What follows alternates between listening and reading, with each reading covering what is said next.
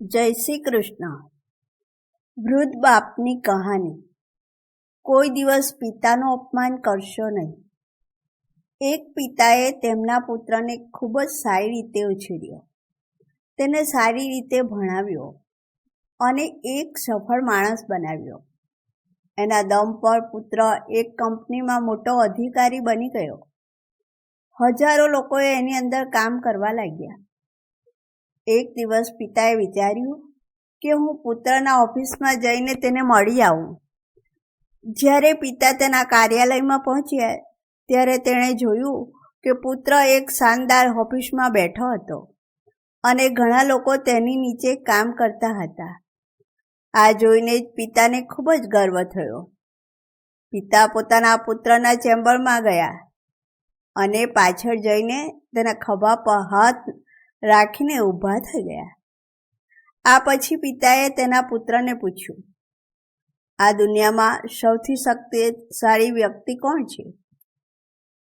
પુત્રએ પિતાને બહુ જ પ્રેમથી હસતા કહ્યું, મારા સિવાય કોઈ હોઈ શકે પિતાજી?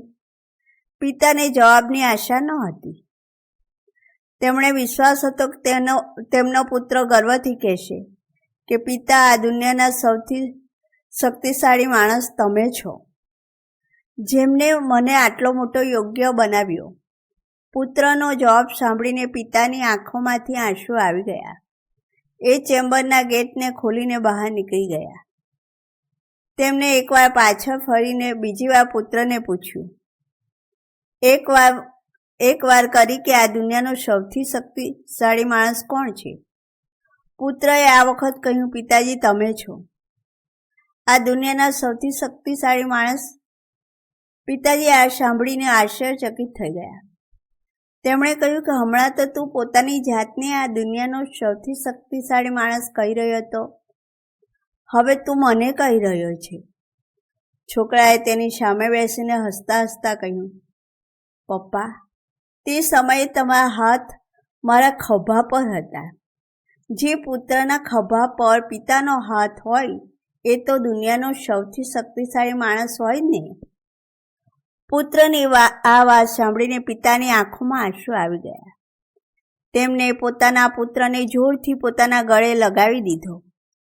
સાચું છે, જેના ખભા પર અથવા માથા પર પિતાનો હાથ હોય છે એ આ દુનિયાનો સૌથી શક્તિશાળી માણસ હોય છે. જીવન વ્યવસ્થાપક તરીકે પિતા તેમના બાળકોને સારી શિક્ષણ આપવા માગે છે, જેથી તેઓ ભવિષ્યમાં કંઈક બની શકે. બદલાતા સમયમાં એવું જોવામાં આવે છે કે કાબિલ થવા પર બાળક જે પોતાના માતા પિતા સાથે સારી રીતે વ્યવહાર નથી કરતા, પરંતુ અપમાનિત પણ કરે છે. આપણે સમજવું પડશે કે એક દિવસ આપણે પણ વૃદ્ધ થઈશું.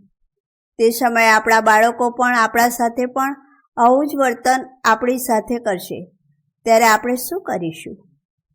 આજના જમાનામાં જ્યારે દીકરો પોતાના બાપને નથી સાચવતો, ત્યારે અમુક વાર આવી વાતો દિલથી આપણને ગમી આવે